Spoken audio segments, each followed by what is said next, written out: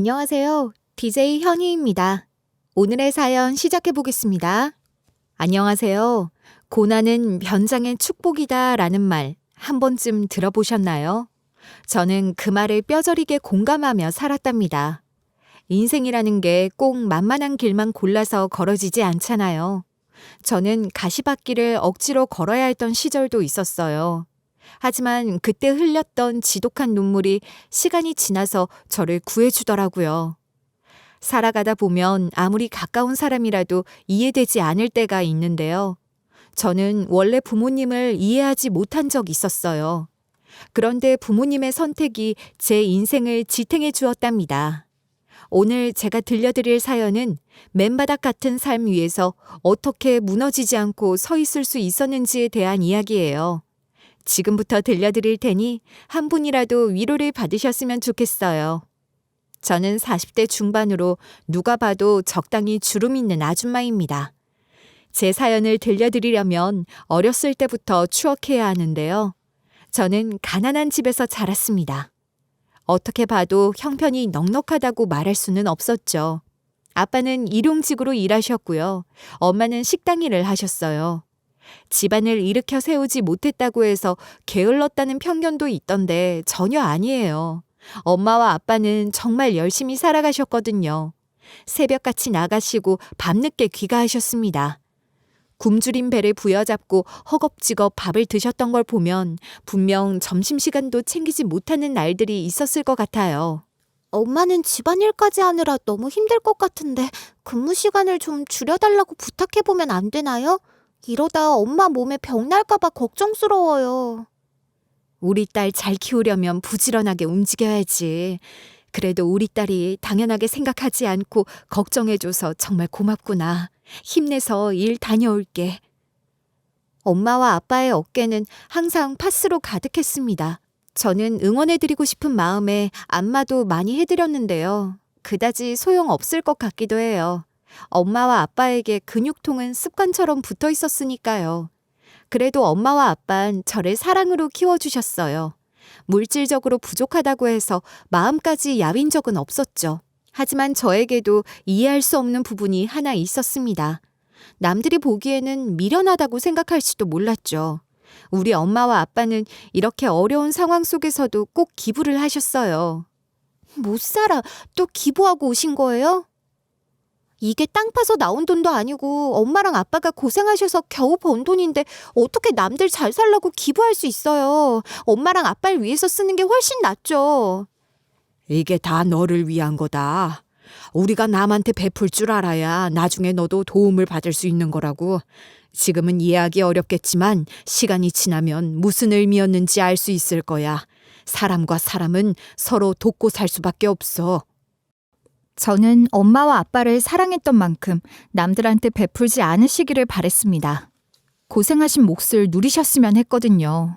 하지만 제가 이런 불만을 토해낼 때마다 엄마와 아빠는 따스하게 웃으면서 다 저를 위한 거라고 하시더라고요. 저는 당연히 이해할 수가 없어서 인상만 찌푸렸죠. 당장 우리 집 형편을 도와주는 사람이 아무도 없는데 굳이 이렇게까지 해야 하나 싶었으니까요. 엄마와 아빠는 제 반응에도 아랑곳하지 않으셨어요. 물론 저한텐 최대한 아끼지 않고 먹거리를 주거나 입혀주셨는데요. 정작 엄마와 아빠는 허리띠를 졸라매고 아끼셨습니다. 추운 겨울에도 구멍난 장갑을 끼고 나가시는 걸 볼 때면 얼마나 가슴 아팠는지 몰라요. 손등이 터져서 피가 나는데도 약도 안 바르고 그냥 버티시더라고요. 휴지 한 칸조차 아까워서 반으로 잘라 쓰셨습니다. 그렇게 절약해서 고아원에 기부하시거나 길거리에 있는 애들을 데리고 와서 밥을 먹여주셨죠. 쟤네는 눈치도 없고 염치도 없나? 들어와서 밥 한 끼 먹고 가란다고 진짜 오는 애들이 있네요. 심지어 한 그릇 더 달라고 하는 것 보고 기가 막혔어요. 주희야, 말 그렇게 하면 안 된다. 너는 엄마랑 아빠가 지켜주고 있지만 저 애들은 그마저도 없으니 얼마나 서럽겠어. 내가 자식 가진 부모라서 저렇게 어린 나이에 고생하는 애들을 보면 마음에 걸리는구나. 엄마와 아빠는 진심으로 저 때문에 세상에 손길을 내미셨습니다. 하지만 저한텐 별로 공감 가지 않는 일들이었어요. 그러던 어느 날 아빠가 공사 현장에서 사고를 당해 돌아가셨습니다. 보상금을 받기는 했는데요. 앞으로 저랑 엄마가 둘이서 살아가기에는 턱없이 부족한 돈이더라고요. 사람의 목숨을 돈으로 바꿀 수 없는 건 분명한 사실이지만 우리 아빠가 어이없게 떠나고 남은 자리에 있는 돈을 보니 하염없이 슬퍼졌어요. 평생 고생하셨는데 이것뿐이라는 게 믿기지 않았죠. 역시 세상은 엄마랑 아빠가 생각하시는 것처럼 따스한 곳이 아니었네요. 아빠는 남은 인생을 몽땅 잃으신 건데 겨우 이 정도로 만족해야 하는 건가요? 저는 영원히 아빠를 만날 수 없게 됐는데 마지막 인사도 못하고 보내야만 했는데. 월세를 내면서 생활비까지 충당하려면 엄마의 식당 일만으로는 부족했습니다. 저는 이때 마음이 좀 비뚤어졌던 것 같아요. 그동안 엄마와 아빠는 베풀어야 복이 온다고 누누이 말씀하셨지만 지금 우리 앞에 복이 어디 있어요. 저는 한동안 극심한 우울에 시달려야 했습니다. 아무것도 하기 싫더라고요. 하루 종일 누워있거나 멍하니 벽만 쳐다봤죠. 학교에 가도 수업에 집중할 수 없었고요. 친구들이 위로해줘도 전혀 귀에 들어오지 않았습니다. 밥맛도 없어서 한동안 최소한의 약만 먹었어요. 살이 쭉쭉 빠지더군요. 엄마는 속이 타들어가는 얼굴로 제 곁을 지키셨죠. 엄마도 아빠를 갑작스럽게 떠나보낸 거라 마음고생하셨을 텐데 하나뿐인 딸마저 폐인이 됐으니 힘드셨을 거예요. 엄마도 네 아빠가 세상을 떠난 건 가슴이 아프다. 매일 울고 싶고 그리워. 하지만 이대로 주저앉을 수는 없다고 생각해. 엄마한텐 여전히 세상에서 가장 소중한 존재가 남아있거든. 그러니까 우리 주희도 한 번만 다시 일어나줬으면 좋겠어. 저절로 눈물이 흐르더라고요. 엄마는 울먹이는 기색도 없으셨지만 가슴 깊이 슬퍼하시는 게 느껴졌습니다. 그렇게 사람이 죽으라는 법은 없는지 그나마 엄만 새로운 일자리를 구하셨어요. 재벌집에 들어가서 상주할 수 있는 파출부 자리였죠. 당장 의식주는 해결할 수 있게 된 거예요. 저는 약간은 설레는 마음으로 엄마를 따라 들어갔던 것 같아요. 난생 처음으로 반지하를 벗어났으니까요. 재벌집은 뭐 하나 빠지는 게 없었습니다. 텔레비전에서나 봤던 것들이 펼쳐져 있었죠. 일단 초인종 소리부터 달랐어요. 바로 기분이 좋아지는 멜로디였거든요. 대리석 바닥도 반질반질 윤이 나서 미끄러질까봐 조심스러웠습니다. 집안 구석구석이 아예 제가 살아온 것과 다른 세상이었어요. 주희야, 이 집 너무 좋지. 이제부터 우리가 살아갈 곳이야. 하지만 우리 집이라고 생각하고 편하게 가지려고 하면 안 돼. 엄마가 일하는 대신 살 수 있는 거니까 항상 밉보이지 않게 조심하자. 그래도 더울 때 시원하고 추울 때 따뜻하게 지낼 수 있으니 다행이야. 엄마는 제가 함부로 만족해버릴까봐 걱정하셨습니다. 하지만 저는 제 것이 될 수 없다는 걸 잘 알았어요. 주제 파악이 잘 되는 편이었죠. 그래도 제가 영화 속 주인공이 된 것 같아서 웃음이 나오더라고요. 어떻게든 눈엣 가시가 되지 않게 잘 버텨야겠다고 생각했어요. 하지만 이런 다짐은 얼마 가지 못했습니다. 재벌집에는 제 또래 외동딸이 있었는데요. 아가씨라고 불러야 했어요. 솔직히 자존심이 많이 상하더라고요. 비슷한 나이라서 어쩔 수 없이 비교하게 되는데 처지가 너무 차이가 나니까요. 저는 왜 이러고 살아야 하는지 속상하기도 했습니다. 그런데 엄마가 저를 위해 자존심도 없이 근무하시는 걸 보면 반성하게 되더라고요. 엄마, 저 이대로 만족하지 않을 거예요. 무조건 엄마가 자랑스러워하실 수 있도록 성공할 테니까요. 공부 열심히 해서 호강시켜드리겠다고 약속드려요. 그러니까 지금 많이 힘드시더라도 버텨주세요. 어머, 정말? 엄마는 이 약속만으로도 충분하게 행복해. 그동안 힘들었던 시간들이 다 날아가는 것 같아. 우리 딸 힘든 상황에서도 좌절하지 않고 희망을 가져줘서 고마워. 엄마도 열심히 일해야겠다. 저는 각혈하는 심정으로 공부했습니다. 문제집은 중고 서점에서 샀고요. 형광펜 하나로 줄 그어가며 다 외워버렸어요. 독서실 갈 돈은 아까우니 동네 도서관에서 끝나는 시간까지 버티다 돌아오곤 했죠. 새벽까지 공부하다 보면 졸릴 때가 많았는데요. 눈꺼풀 위에 찬물 바르고 종아리에 파스를 붙이면 버틸 수 있었습니다. 한 번 틀린 문제는 무조건 끝장을 보자는 심정으로 매달렸어요. 기출문제는 해지도록 돌려봤죠. 그야말로 제 인생을 걸고 공부에 올인했던 시절이에요. 솔직히 말하면 제가 아가씨보다 성적이 잘 나왔습니다. 아가씨는 고액 과외까지 몇 개나 받았는데도 저보다 등수가 낮았어요. 그런데 아가씨는 진심으로 칭찬해 주시더라고요. 주희야, 너는 진짜 머리가 남다른 것 같아. 나는 비싼 선생님을 몇 분이나 불렀는데도 그런 성적은 받아본 적이 없거든.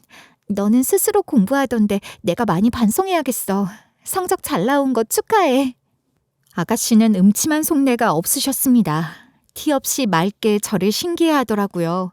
제가 살가운 성격이 아니라서 무뚝뚝하고 수줍음이 많았음에도 싸가지 없다고 나무라신 적이 없었어요. 오히려 여동생처럼 배려해 주시고 귀여워해 주셨죠. 아가씨는 다정하게 제 머리를 쓰다듬어 주셨어요. 성적표가 나오는 날이면 꼭 작은 선물을 챙겨주셨답니다. 제가 감기 기운만 보여도 꼭 물을 데워서 직접 생강차를 타주셨어요. 아가씨는 그런 것쯤은 신경 쓰지 않아도 되는 위치셨는데 마음을 내어주신 거예요. 그러다 보니 저도 마음이 녹아내렸습니다. 제가 세우고 있던 벽을 아가씨가 하나하나 무너뜨린 거죠. 저는 아가씨랑 자매처럼 지냈습니다. 어떻게 하면 효율적으로 공부할 수 있을지 조언해 드리기도 했어요. 그러면 나도 다음 시험 기간에는 네 방식대로 공부해봐야겠다. 과외 선생님들도 공부 방식을 알려주시지는 않던데. 이번에는 나도 성적이 올라가려나? 한번 열심히 해볼 테니까 또 알려줘. 누군가는 주제 넘은 조언이라고 비난할 수도 있지만 아가씨는 전혀 그러지 않으셨습니다. 제가 하는 말을 언제나 귀 기울여 주셨거든요. 저는 아가씨의 다정한 마음씨 덕분에 잘 웃기도 하고 열등감 없이 잘할 수 있었던 것 같아요. 엄마도 아가씨한테 무지 고마워하셨죠. 우리 주희를 그렇게 예뻐해 주셔서 감사해요, 아가씨. 저는 늘 얻어만 가는 것 같아서 죄송하네요.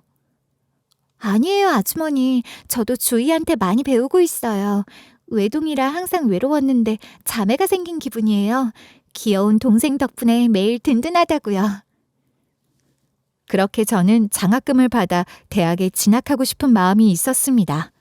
우리 엄마가 아무리 재벌집 파출부라고 해도 대학 등록금을 마련하는 건 무리일 것 같았으니까요.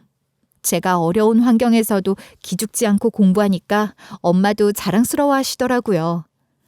사실 우리 딸이 건강하게 옆에만 있어줘도 행복할 텐데 엄마가 고생하는 보람이 있을 수 있도록 노력해줘서 고마워. 우리 딸이 하고 싶은 건 마음껏 하면서 살았으면 좋겠다. 그게 엄마 소원이야. 저만 하고 싶은 것 하면서 살면 안 되고요. 엄마도 일 그만두시고 살 수 있을 정도로 성공하고 싶어요. 조금만 더 기다려주세요. 저는 엄마랑 자유롭게 지낼 날을 손꼽아 기대했습니다. 하지만 엄마마저 제가 성인을 코앞에 뒀을 때 뇌출혈로 돌아가셨어요. 허무해서 돌아버리겠더라고요. 저는 고통스러운 마음을 참을 수가 없어서 공부고 뭐고 폐인처럼 살았습니다. 눈을 뜨면 엄마가 생각나서 억지로 잠들려고 노력했어요. 방 안에 불도 안 켜고 하루 종일 이불 뒤집어 쓰고 울기도 했죠. 밥은 거의 손도 대지 않았고요. 누가 방문을 두드려도 대답하지 않았어요. 이 세상에서 지워지고 싶다는 생각뿐이었거든요. 솔직히 파출부였던 엄마가 사라진 거니까 저를 냉정하게 내쫓을 수도 있었을 겁니다. 하지만 재벌집 주인 가족은 인내심을 갖고 저를 이해해주고 기다려줬어요. 특히 아가씨가 지극정성으로 걱정해 주셨죠. 주희야, 내가 뭐라고 위로해도 네 마음을 다 어루만질 수는 없을 거라고 생각해. 하지만 이대로는 네가 몸 상할까 봐 걱정스러워. 너무 가슴 아픈 일이 생겼지만 이대로 너까지 보낼 수는 없어. 제발 밥이라도 한 숟갈 먹자. 아가씨는 저한테 마음을 써주셨습니다. 아가씨는 평생 굳은 일을 해보신 적도 없을 거고 하실 필요도 없는 분이잖아요. 그런데 이불도 직접 갈아주셨고요. 밥상도 손수 차려서 갖다 주셨어요. 제 기분을 낫게 해주고 싶어서 꽃도 사오시더군요. 그러다 보니 저는 다시 기운을 차릴 수 있었습니다. 우리 엄마가 저를 키워보겠다고 노력하셨는데 이렇게 먹지도 자지도 않으면 엄마의 헌신이 종이 조각이 되어버릴 것 같았거든요. 하지만 그 시점에서 저는 이미 대학 진학은 놓쳐버렸어요. 재수를 준비하기에는 뭣도 없는 사람이라 시도할 수 없었죠. 그래서 저는 아가씨한테 부탁해서 엄마의 뒤를 이어 파출부로 일하겠다고 말씀드렸습니다. 아가씨, 어떻게든 먹고 살아야 하니까 파출부로 일할 수 있었으면 좋겠어요. 다른 일자리보다는 여기서 구할 수 있도록 도와주시면 감사하겠습니다. 아직은 아예 새로운 환경에 적응하는 게 부담스러워요. 파출부로 일하겠다고? 너는 공부 열심히 해서 대학에 가고 싶어 했잖아. 이대로 포기하는 것 너무 아깝지 않아? 다시 한번 생각해보자. 네가 얼마나 초롱초롱했는지 다 지켜봤는데 파출부 시키기에는 너무 마음 아프단 말이야. 아가씨는 진심으로 안타까워하셨습니다.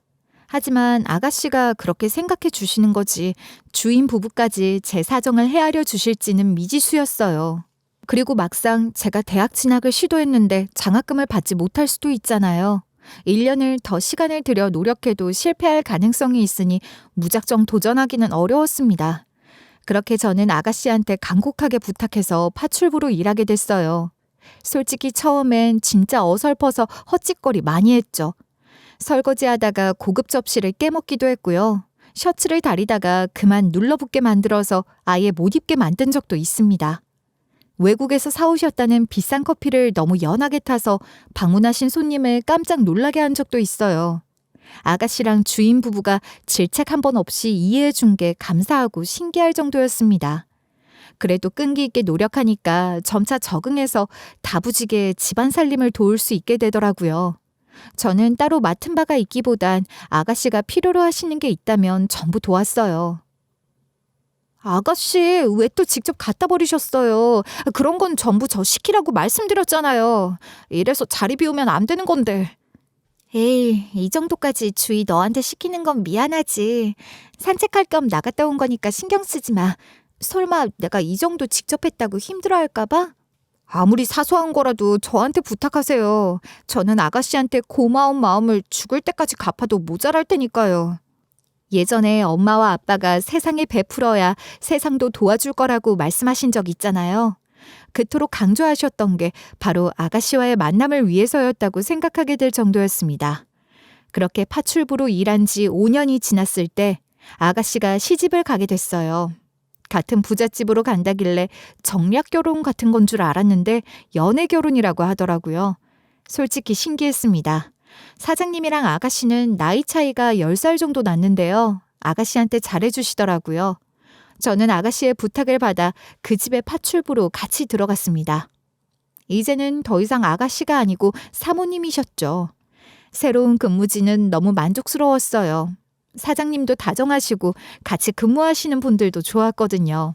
하지만 딱 하나 마음에 걸리는 게 있었어요. 바로 사장님의 누나가 한량이고 개차반이었습니다. 같은 남매가 맞나 싶을 정도였죠. 올케는 아직 뱃속에 소식 없어? 주눅 들지도 않고 밥만 잘 먹는 걸 보면 분명 애가 진작 들어섰어야 하는 거 아닌가? 나중에 골병 들기 전에 빠릿빠릿하게 애를 만들어야 한다는 생각도 없나 보네. 처음에는 그냥 좀 유별난 사람인가 했는데요. 아예 작정을 하고 사모님을 골려 먹으려는 듯이 굴더라고요. 사모님은 아직은 신혼이니까 당장 아이를 갖지 않을 수도 있는 거잖아요. 그런데 그걸 그렇게 면전에서 구박하더군요. 원래 간절하면 수단과 방법을 가리지 말아야 하는 거 알지? 우리 집 정원 가꿔주시는 분이 다둥이 엄마라고 하셨거든? 그분한테 속옷 좀 빌려달라고 해봐. 그러면 기운이 좀 전해질지 누가 알아? 사모님도 나름 이 집안에서 지위가 있으신데 난처하게 만들었습니다. 말 같지도 않은 미신적인 도움을 구하라고 종용했죠. 사용인들도 당황스럽고 사모님도 민망하게 만든 거예요. 사장님이 하나뿐인 누나라고 각별하게 생각하시는 것만 아니라면 확 고자질해버리고 싶었어요. 하지만 사장님의 누나가 저렇게 집안을 들쑤시고 다니는 걸 보면 뭔가 믿는 구석이 있으니까 그런 거 아니겠나요? 저는 사장님이 야속하기도 하고 우리 사모님이 안타까웠습니다. 얼마나 상냥하신 분인데 이런 취급을 받아야 하는 게 속상했어요. 저는 사모님만 있을 때면 노골적으로 두둔해드렸습니다. 저 누나년 때문에 고생하시는 거 마음 아파 죽겠어요. 지는 시집도 못 가고 얹혀 사는 주제 뭐가 그렇게 말이 많은 거래요? 괜히 기죽지 마세요. 사모님이 훨씬 아름다우시고 잘났으니까 질투하는 것 같아요. 항상 내 편 들어줘서 정말 고마워. 하지만 임신을 못하고 있는 건 사실이라 딱히 할 말은 없네. 하루빨리 우리 부부 사이에 축복이 찾아와 줬으면 좋겠다. 내가 정말 아낌없이 사랑해 줄 텐데. 사모님은 저한테 고마워하시면서도 사장님의 누나가 주는 구박을 어쩔 수 없게 여기셨습니다. 그런데 제가 이렇게 아기를 품고 있는 게 겉으로 티가 났나 봐요. 사장님의 누나가 저만 보면 눈빛이 마음에 안 든다면서 잡돌이 하더라고요. 얘는 진짜 집안에서 마주칠 때마다 기분 나빠 죽겠어. 눈을 치켜뜨는 걸 보면 기운도 나쁘고 속이 음흉한 게 분명하다니까. 얘를 해고 안 시키고 가만히 놔두고 있는지 모르겠네. 아침부터 마주치면 하루가 재수가 없어. 사장님의 누나는 여러 번 저를 자르려고 했는데요. 그때마다 사모님이 막아주셨습니다. 사장님도 제가 사모님이 친히 데리고 온 사람이란 걸 알고 계셨기 때문에 사장님의 누나가 뭐라고 말하든 굳이 귀 기울여 듣지 않으시더라고요. 저는 몰래 사장님의 누나 골탕을 먹였습니다. 사장님의 누나가 뭐 어디 예약해 놓으라고 하면 다른 시간대로 예약해서 사람들한테 개망신을 줬고요. 몇 시까지 깨워달라고 하면 꼭 한두 시간 정도 늦게 깨우곤 했습니다. 그러면 항상 난리도 아니었죠. 거의 거품물 정도로 발작하더라고요. 얘는 일도 못하는 것 같은데 왜 데리고 있는 거야? 너 진짜 돌머리냐? 일부러 단순한 부탁만 하는데 왜 할 줄 아는 게 아무것도 없어? 옳게는 인내심이 좋은 건지 뭐 이런 걸 지켜주고 있는 거야? 그러게 왜 돌머리한테 부탁하셨어요? 아무래도 제가 많이 부족한가 봐요. 유의해서 사모님이 부탁하실 때는 이런 문제 발생하지 않도록 신경 써야겠네요. 저는 사장님의 누나를 살살 긁어 약오르게 만들었습니다. 그런데 사장님의 누나가 저를 대놓고 구박하다 보니까 다른 사용인들도 슬슬 저를 얕보더라고요. 솔직히 짜증났어요. 하지만 저는 누구보다 사모님의 신임을 얻고 있었기 때문에 신경 쓰지 않았죠. 그런데 우리 사모님이 결혼하신 지 5년 만에 드디어 임신하게 됐어요. 사장님도 기뻐하시고 우리 사모님도 행복해하셨죠. 저 역시 제 일처럼 축하드렸습니다. 저는 사모님이 굳이 시키지 않으셔도 최대한 10달을 편하게 보내실 수 있도록 최선을 다했어요. 사모님이 저를 많이 의지하셨거든요. 그렇게 10달은 무사히 흘러 도련님이 태어났습니다. 완전 집안의 경사였죠. 그런데 사장님의 누나만은 어떻게든 미운 구석을 꼬집으려고 하더라고요. 그렇게 임신이 어렵더니 5년 만에 갑자기 애가 들어서는 게 말이 되나? 혹시 내 동생 친자 맞아? 어디서 다른 씨 뵌 거 아니지? 지금 무슨 말씀을 하시는 거예요? 그 말 우리 그이 앞에서도 떳떳하게 하실 수 있어요? 지금까지 제가 웃으며 넘어가려고 노력해서 기고만장하셨나 본데 우리 아이까지 건드리면 후회하게 만들어줄 거예요. 사모님은 여태까지 얌전하게 지내셨는데요. 도련님을 건드리는 막말은 참을 수 없으셨나 봐요. 격하게 분노하시더라고요. 이제 아이까지 낳았으니 사모님이 미칠 이유도 없었죠. 이번 일은 사모님이 언성을 높이셨기 때문에 사장님의 귀에도 들어갔습니다. 결국 사장님의 누나는 제대로 경고받아서 한동안 입 다물고 얌전히 살아야 했어요. 기세등등하던 인간이 시무룩한 걸 보니까 꼴 좋더라고요. 그렇게 10년이 훌쩍 지나갔어요. 집안에 아이가 태어나 자라니까 시간이 금방 흐르더라고요. 그동안 사장님의 누나는 몇 번 시집 가겠다고 설쳤는데요. 진지하게 운명이 찾아왔던 말이 무색하게 전부 정체가 놈팡이들이었습니다. 이번에는 진짜 백마탄 왕자가 찾아온 줄 알았다고. 그게 어떻게 거짓말일 수 있어? 분명 그 눈빛은 나를 사랑하고 있었다니까. 어떻게 하나같이 다 이럴 수 있냔 말이야. 사장님의 누나는 항상 어찌된 게 겉으로만 뻔지르르하고 말만 능글스러운 남자들을 데려왔어요. 실속도 없고 책임감도 없었죠. 결국 파혼만 몇 번 했습니다. 그리고 사모님이 아들을 낳았기 때문에 사장님도 회장님이 되셨어요. 사모님은 베이비시터를 따로 구하기보단 최대한 본인 손으로 키우기 위해 노력하셨고요.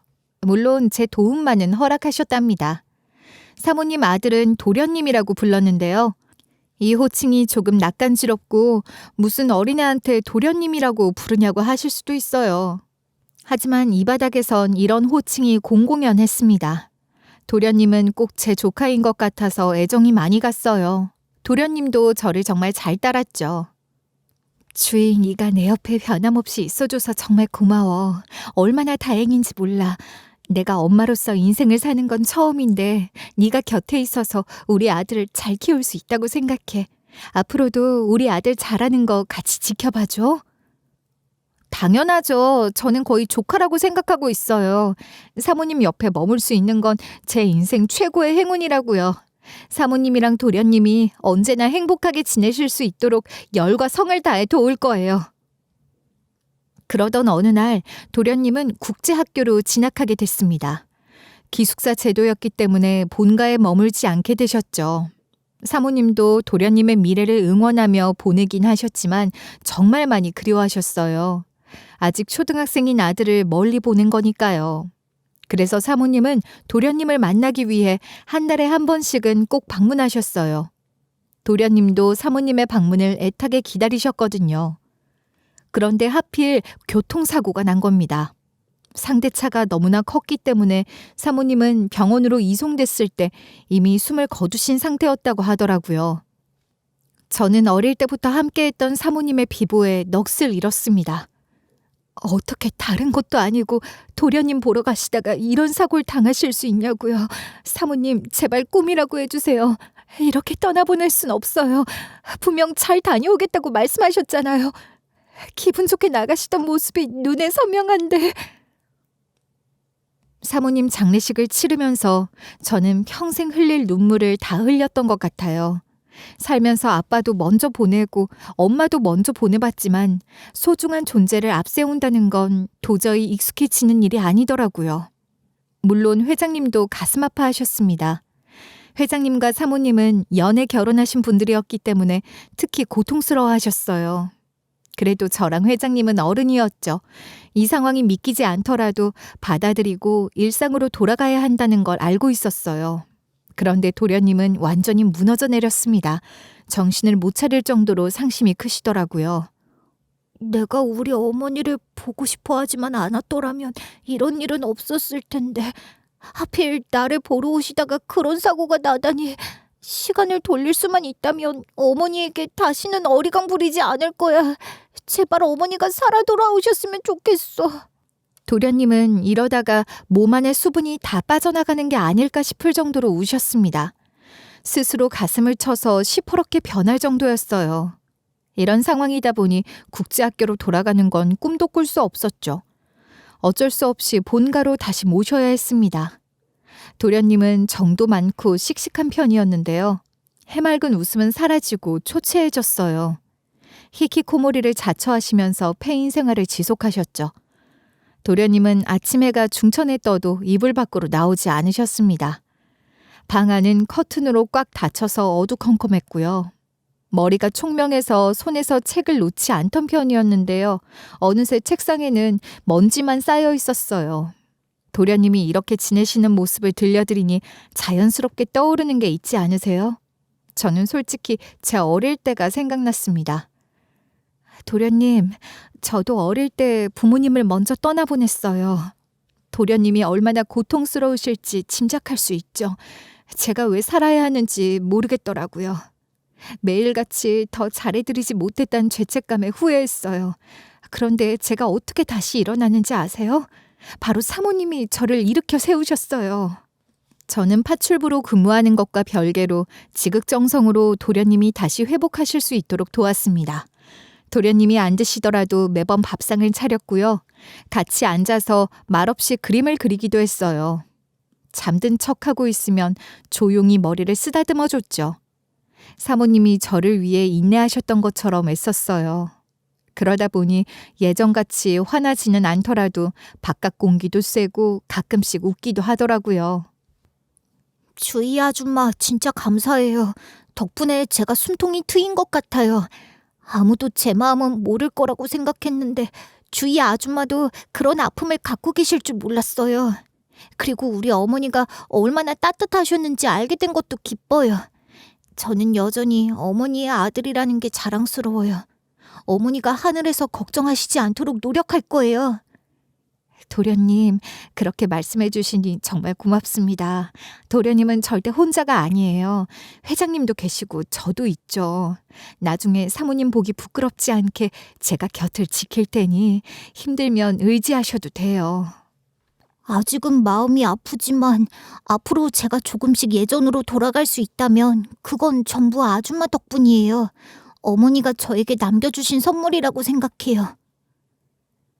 그렇게 도련님은 일상으로 돌아오고 있었기 때문에 다음을 결정해야 했습니다. 국제학교로 돌아가실 건지 새로운 학교로 옮기실 건지 의논하게 됐죠. 그런데 회장님이 의논하는 자리에 저도 참석하라고 하시는 거예요. 주희 씨도 반드시 자리해 주셔야죠. 우리 아들이 주희 씨 덕분에 웃게 된 거 아닙니까? 괜히 부담 갖지 마시고 앉아주세요. 중요한 일에 주희 씨를 빠뜨릴 수 없거든요. 아무리 제가 이 집에서 오랫동안 지냈어도 그런 엘리트 코스에 관련해서 뭘 아는 게 있겠어요. 저는 당황스러웠습니다. 그런데 회장님과 도련님끼리는 이미 결론이 나온 것 같더라고요. 저는 도련님이 국제학교로 돌아가게 됐으니 마지막 인사라도 하라는 줄 알았어요. 그런데 회장님은 완전히 제 예상을 뒤집어 엎으시더군요. 주희 씨가 10년만 우리 아들의 엄마로서 살아주셨으면 좋겠습니다. 우리 아들이 건실한 사람으로 성장할 수 있도록 키워주세요. 주희 씨여야 하기에 이렇게 간곡히 부탁드립니다. 저는 어안이 벙벙했는데요. 회장님은 장난이 아니라는 듯이 서류를 내미시더라고요. 회장님이 웃음기 없으셨기 때문에 저도 이 상황을 진지하게 받아들여야 했습니다. 그런데 회장님이 주신 서류는 법적 후견인 지정 동의서와 양육 위임 계약서였어요. 솔직히 뭘 믿고 저한테 이런 걸 주시나 싶더라고요. 제가 혹시라도 나쁜 마음을 먹으면 어떡해요? 회장님, 이렇게나 저를 신뢰하신다니 정말 감사드립니다. 어떻게 반응해야 할지 머리가 하얗게 변할 정도네요. 그런데 저한테 도련님을 맡기셔도 괜찮으시겠어요? 도련님이 회장님에게 얼마나 귀한지 다 알고 있는데요. 주희 씨니까 부탁드리는 겁니다. 우리 아들이 성장하는 과정에서 진심으로 의지할 수 있고 따뜻한 정을 느낄 수 있는 분이 필요해요. 우리 아들도 동의한 거니까 받아주셨으면 좋겠습니다. 사실 회장님은 사모님이 돌아가시기 전에 사업 확장으로 브라질에 나가 있어야 하는 상황이셨어요.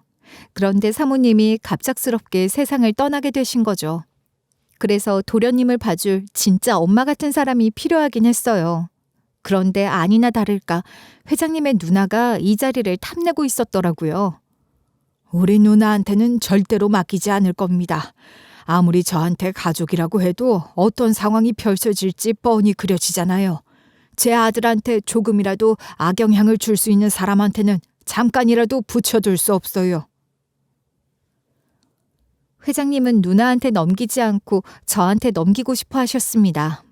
친권은 회장님에게 있지만 실질적인 보호자 역할을 제가 하기를 바라신 거죠.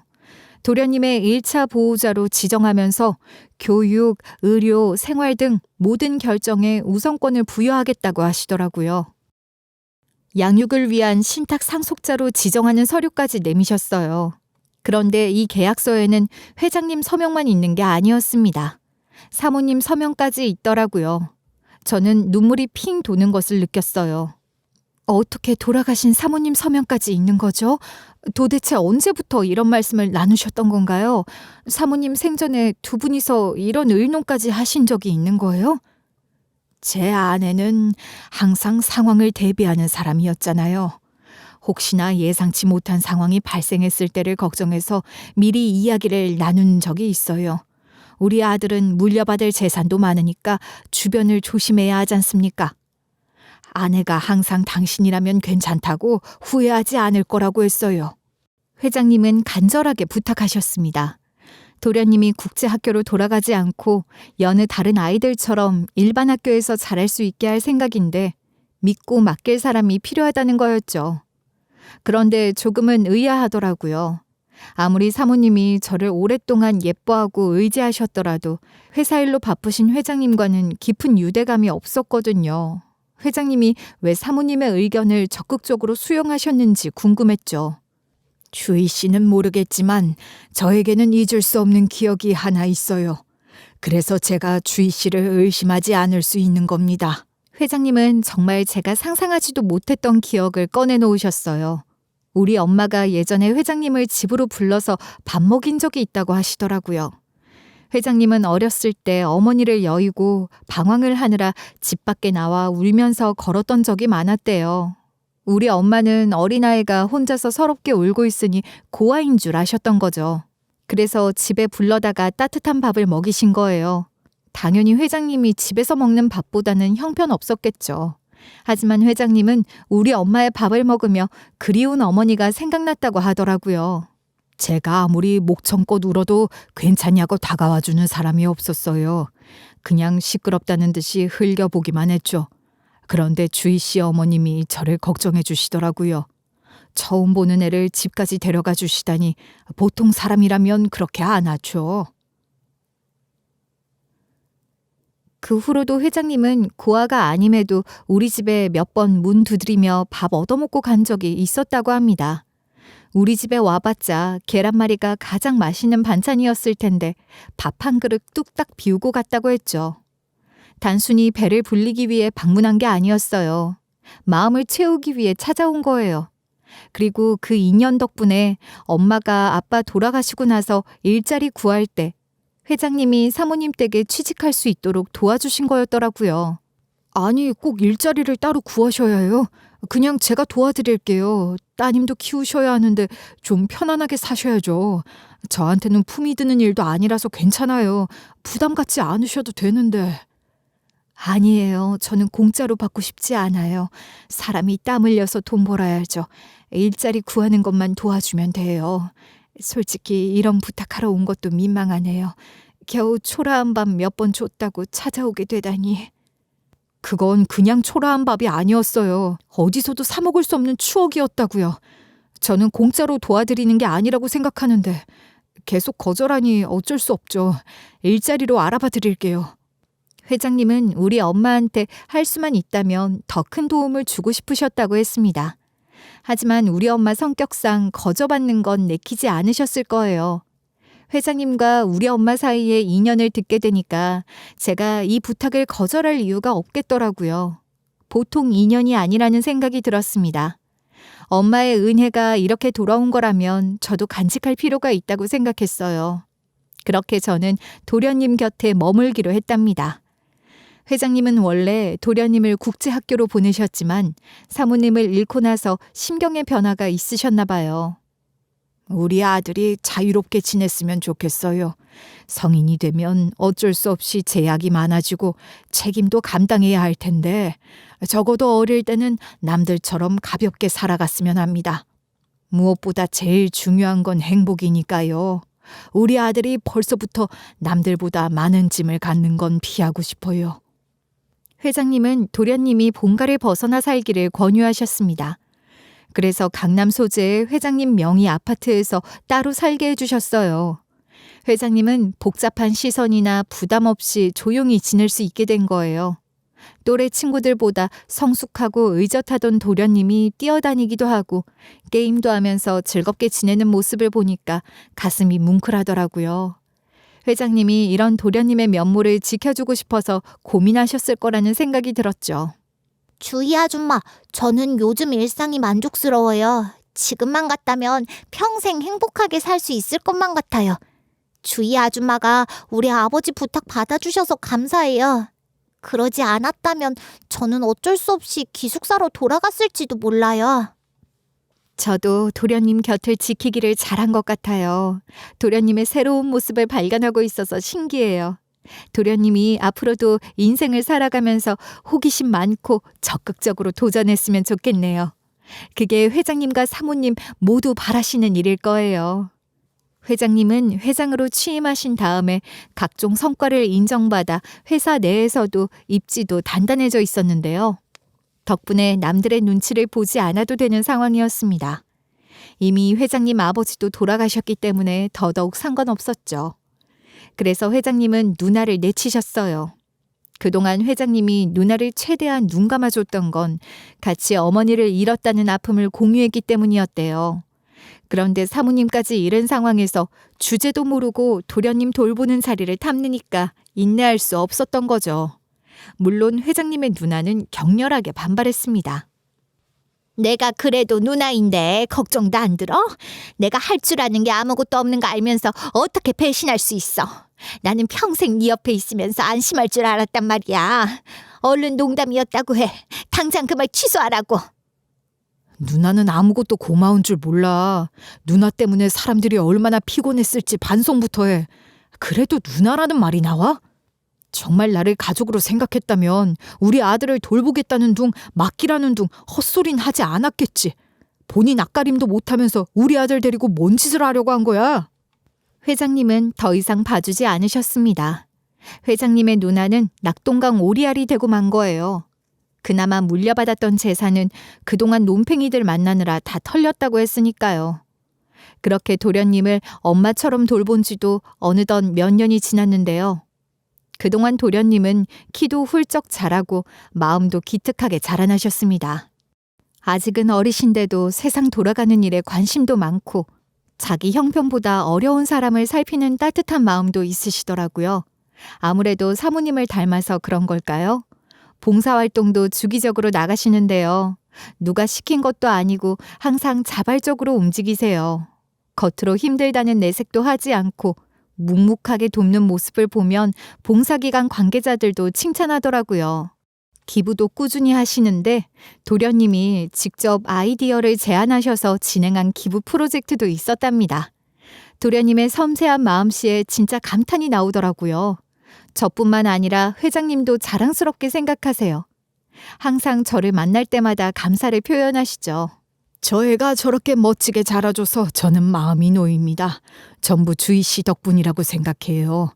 제가 바깥일에 충실하다 보니 아무리 들여다보려고 노력했어도 아들 마음까진 못 챙겼을 텐데 주희 씨가 있어서 가능한 일이었어요. 회장님, 저는 그냥 도련님 곁에 있었을 뿐이에요. 도련님이 가진 타고난 마음이 고왔던 거죠. 저는 그저 옆에서 응원한 것뿐이에요. 회장님은 도련님이 본인이 가진 것에만 충실하지 않고 세상을 둘러볼 줄 아는 사람으로 성장하고 있는 것을 높이 사시더라고요. 저는 회장님이 칭찬해 주실 때마다 멋쩍게 웃는데요. 사실 회장님 말씀대로 저 역시 도련님의 내면이 어떻게 성장했는지를 생각하면 자랑스러워지곤 합니다. 특별히 잘난 것 하나 없는 제가 도련님에게 긍정적인 영향을 주고 있었다니 감사할 따름이죠. 도련님 곁에 머물고 있는 시간이 하나도 아깝지 않은 것 같아요. 저는 도련님을 키우면서 드는 생활비부터 교육비까지 이미 전부 회장님에게 지급받고 있는데요. 그 외로도 감히 꿈꿔본 적 없는 월급을 따로 받고 있습니다. 처음에는 깜짝 놀라서 고사했어요. 하지만 회장님이 단호하게 보내주시더라고요. 이 정도까지 제가 대단한 일을 하고 있는 게 아닌데 부담스럽고 죄송해서 받을 수 없어요. 제가 스펙이 뛰어난 것도 아닌데 어떻게 이런 돈을 받나요? 그건 제가 주는 게 아닙니다. 제 아내가 부탁했던 거라서 저는 주희 씨에게 줘야 할 의무가 있어요. 주희 씨는 이미 자격이 충분하시니까 거절하지 않으셨으면 좋겠습니다. 저도 제 아내를 볼 면목이 있어야 하잖아요. 사모님을 언급하시니까 거절할 수 없었습니다. 그래서 저는 묵묵히 저축하고 있어요. 사모님은 세상을 떠나신 지 꽤 되셨음에도 여전히 제 인생의 귀인으로 남아 계신 거예요. 함부로 낭비하고 싶지 않아서 나중에 의미 있는 곳에 쓸 생각입니다. 회장님의 누나는 평생 회장님에게 들러붙어 거머리처럼 살고 싶었던 모양이지만 장렬하게 실패했잖아요. 발작해도 소용없었고요. 워낙 그 친척들 사이에서도 내놓은 취급을 받았다고 하더라고요. 최소한의 생활비만 지원받아 쥐 죽은 듯이 산다고 했죠. 다만 한 번은 저를 찾아온 적이 있었습니다. 아주 징글징글 하더라고요. 아직 성인도 안 된 남자애 키우는데 돈이 들어가 봐야 얼마나 들어가겠어. 나 좀 도와줘. 내 동생이 보내주는 생활비 중에 남는 돈이 있을 거 아니야. 이대로 쥐꼬리만한 돈만 받으면서 살 순 없다고. 인생이 지루해 죽겠어. 그 쥐꼬리만한 돈도 끊어지고 싶으세요? 아무리 돈이 남더라도 그쪽한테 들어갈 몫은 없어요. 저는 무슨 말을 하든 귀담아 듣지 않고 거절해버렸습니다. 가끔 회장님이 한국에 들어오실 때면 도련님을 데리고 본가에 찾아가는데요. 회장님의 누나는 이제 눈에 띄게 저한테 잘 보이려고 노력해요. 회장님의 본가를 거의 비워두시는 만큼 사용인들도 내보내셨거든요. 그래서 회장님의 누나가 직접 저한테 물까지 떠다 주더라고요. 집도 사람이 없으면 낡아버린다는 말이 있는 것처럼 회장님의 누나가 본가를 청소하는 조건으로 머물 수는 있게 해주셨거든요. 도련님은 요즘 본인이 어떤 사람으로 자라야 할지를 스스로 고민하는 시기에 들어섰습니다. 회장님은 회사를 무작정 물려주겠다는 생각이 없으시거든요. 오히려 도련님이 하고 싶은 일이 무엇인지, 어떤 일을 할 때 능력을 발휘할 수 있는지 본인 적성에 맞는 진로를 찾을 수 있도록 다양한 기회를 주고 계세요. 회장님은 정말 도련님이 행복하게 살아가기를 원하시는 거예요. 제가 살아보니까 알겠더라고요. 가진 게 많다고 꼭 행복한 건 아니에요. 마음이 움직이는 일을 하면서 주변 사람들과 사랑하며 지내는 게 인생에서 누릴 수 있는 최고의 행복이에요. 우리 아들이 그걸 느끼면서 살아갔으면 좋겠네요. 사모님이 하늘에서 보고 계시다면 아무런 걱정 없으실 것 같아요. 회장님부터 도련님까지 모두 몸과 마음 건강하게 살아가고 있으니까요. 저는 그저 매일매일이 감사한 날들이에요. 과거에 고생했던 시절은 전혀 부끄럽지 않아요. 오히려 제가 그 시절을 꿋꿋이 버텨냈기 때문에 지금 이렇게 행복을 누릴 수 있는 거잖아요. 저는 앞으로도 도련님 곁에서 변함없이 지켜주고 응원할 겁니다. 그리고 저에게 기회를 주셨던 사모님과 세상에 베풀어야 한다는 걸 알려주셨던 부모님께 부끄럽지 않은 사람이 되고 싶어요.